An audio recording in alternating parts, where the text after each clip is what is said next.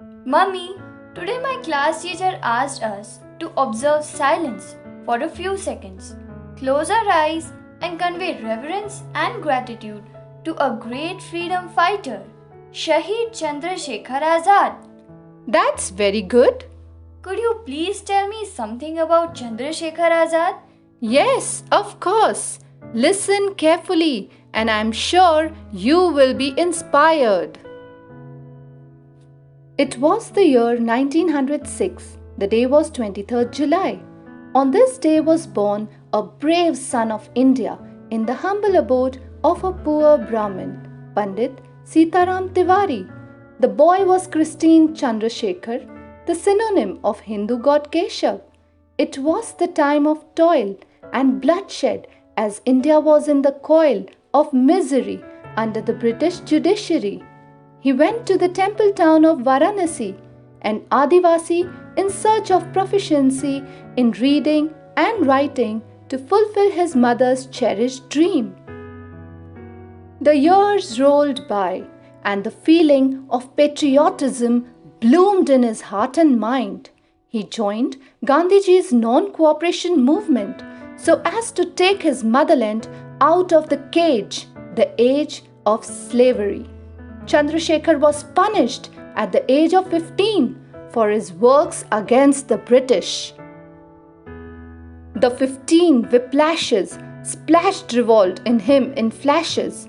His age was small, but rage was high, and with courage divine, he managed sacrilege. He got involved in revolutionary activities like a true disciplinary activist. He rolled his mustaches to flash and splash his self-assumed name, Azad. He thus came to be known as Chandra Shekhar Azad. He was all set to break the British Raj in a cold sweat. His nobility was well understood by the youth, and anti-British euphoria swelled in his area.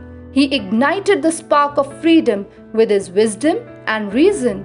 He understood the need of armed revolution and stood against the enemy with his Bumtul Bukhara, that is his pistol. He aroused and awakened the Indian youth with his robust zoom. If at this juncture your blood does not boil with rapture, it is water that flows in your veins. He inspired the Indian youth with ample proof, and thus the youth in unity served their motherland with dignity. The united young masses joined hands for clashes, braving the enemy's bullets to safeguard their maimed motherland. He did not want the actions of the brave to go down the drains, so he urged his fellows to be even ready to go to the gallows, but regain the honor and freedom of the injured motherland.